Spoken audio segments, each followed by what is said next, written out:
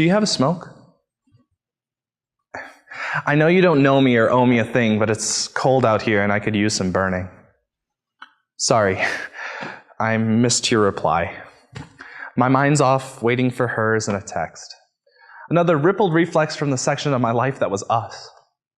We send text expressly to express relationship. Hell, light me up. I see through cigarette haze better than cellular updates. Dinner tonight? Love you. So stressed right now. He's a really great guy. I miss you. Give me some cinder to bide the time till I hear back from her. How, what, who she's doing. I take conversation down to the tip and let that stained butt clutch my lips like a puzzle piece into forced formation. Fuck, it's dark out here and icy too. A fire and smoke will give me a buzz to focus on through all this exhaust. A suffocating cross, chain smoked off Golgotha respiration. Breathe in, breathe out.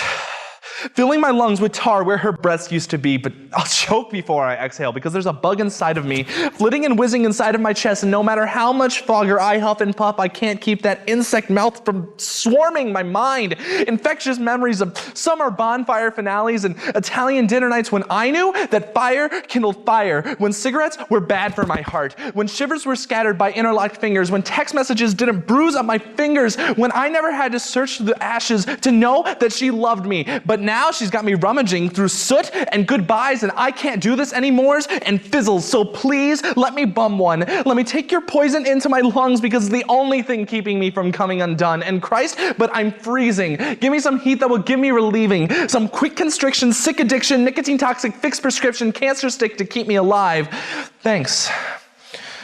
And one more thing. Would you lend me your light?